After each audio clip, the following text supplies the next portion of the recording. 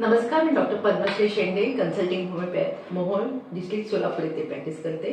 आपल्या सर्वांचं Navratri woman health empowerment या सदरात स्वागत. आज आपण 10 पैकी 4 महिलांमध्ये आढळून येणाऱ्या ऑस्टिओपोरोसिस याविषयी जाणून घेऊया.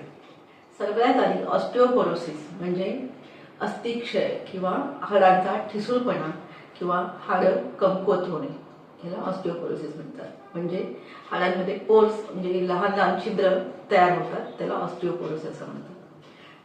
तसं पाहायला गेलं तर ऑस्टिओपोरोसिस हा एक डिजनरेटिव्ह प्रोसेस आहे, जे वयाच्या 40 नंतर महिलांमध्ये किंवा पुरुषांमध्ये 50 नंतर आढळतो. पण हल्ली आता हा त्रास वयाच्या खूप आधी म्हणजे 30तच कित्येक पेशंटमध्ये पाहायला भेटतो. त्यासाठी आपण त्याची काळजी घेणं गरजेचं आहे. आपल्या शरीराचं प्रत्येक अवयव किंवा हाडं जे आहेत ते त्याच्यामध्ये दोन्ही क्रिया होत असतात. नवीन सेल्स जे असतात ते फॉर्म होत असतात आणि ॲट द सेम टाइम जे जुने सेल्स असतात ते डिजनरेट होतात किंवा ते नाश होतात.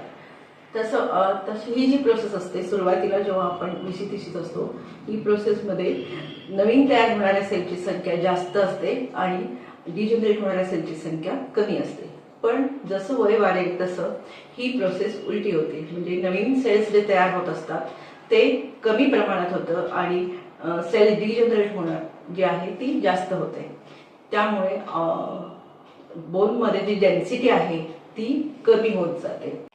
आता ऑस्टिओपोरोसिस हे 2 प्रकार असते. एक सेनाइल डिजनरेशन किंवा डिस्ट्रक्टिव्ह डिजनरेशन जी नॅचरली होते आणि दुसरी काही डिसिजेसमध्ये होते, जेव्हा जसं हायपरथायरॉइडिझम वगैरे, आणि काही मेडिसिन घेतल्यानंतर सेकंडरी जी आहे ती होते. आता जास्त महत्त्वाचं म्हणजे सेनाइल डिजनरेशन जे आहे त्याच्यावरती आपण बघूया. महिलांमध्ये हे खूप कॉमन लेवलला जातं, कारण मेनोपॉज हा जो वयाच्या 40 नंतर महिलांना फेस करावा लागतो, ज्याच्यामध्ये हार्मोनल चेंजेस खूप होतात. त्याच्यामुळे हाडं ठिसूळ व्हायला चालू होते. तेव्हा मग महिलांनी खूप प्रामुख्याने त्याकडे लक्ष देणं गरजेचं आहे. आता ही जी लक्षणं जे आहेत ना, ते प्रामुख्याने असं स्पेसिफिक काही दिसून येत नाही, कारण जोपर्यंत आपल्याला काही अपघात होत नाही तोपर्यंत लक्षात येत नाही. पण सायलेंट जे आहेत ते फीचर्स म्हणजे त्या अगदी सूक्ष्मरिती आपल्या शरीर आपल्याला सांगत असतं, तुम्ही हे त्रास होत आहे म्हणून. जसं की आपल्याला उठता बसता त्रास होणे किंवा पाठीत दुखणे सतत, किंवा मग पूर्ण अंग आखडून आल्यासारखं किंवा जखडल्यासारखं वाटणे, किंवा मग आधी जे आपण काम आरामात करत असतो आता आपल्याला थकवा येणे ते काम करत असताना, की हे कुठे हाडात होणारी झीज जे आहे त्याच्यामुळे ही सगळ्या गोष्टी आपल्याला जाणवत असतात.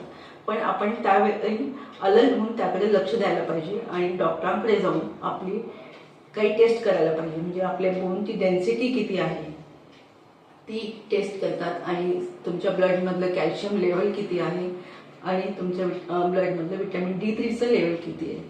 कारण व्हिटॅमिन D3 हे देखील इतकंच महत्त्वाचं आहे जेवढं आपण इंटेकमध्ये कॅल्शियम घेतो. कारण व्हिटॅमिन D3 घेतलं तरच ते कॅल्शियम ॲब्झॉर्प्शन होतं. मग आता ह्या प्रोसेसमध्ये एक तर इंटेकमध्ये तुमची जर आहार समतोल नसेल, त्याच्यामध्ये कॅल्शियमचं प्रमाण कमी असेल, तरी पण ती डेफिशियन्सीमुळे ठिसूळ होतात. किंवा मग तुमच्या जेवणामध्ये कॅल्शियम भरपूर प्रमाणात आहे पण ते कन्वर्ट होत नाही, ते बोनमध्ये ॲब्झॉर्ब होत नाहीये व्हिटॅमिन D3च्या कमतरतेमुळे, तरी पण ते हाडं ठिसूळ होऊ शकतात. तर व्हिटॅमिन D3 आणि डेक्झा स्कॅन जे आहे ते करून तुमचं कॅल्शियम लेवल किती आहे ते ठरवलं जातं आणि त्याप्रमाणे तुम्हाला ट्रीटमेंट दिलं जातं. आता सायकोडायनॅमिक लेवलला विचार केला तर हाडं म्हणजे मजबूती किंवा जे आपल्या शरीराला एक बळकटी देते. जसं माणसाच्या आयुष्यात त्याला एक बळकटी देणारं किंवा एक स्ट्रॉंग असं सपोर्ट नसतो, किंवा मग त्याला असं वाटतं की जीवनात आपल्या आता कुठलाही आधार राहिलेला नाहीये, किंवा त्यामुळे तो निराश होतो आणि हताश होतो. जेव्हा डेस्पेअरमध्ये जातो त्यावेळेला ही डिजनरेटिव्ह प्रोसेस चालू होते. अशा मेंटॅलिटीच्या पेशंटमध्ये डिजनरेटिव्ह प्रोसेस जी आहे ती खूप लवकर होते.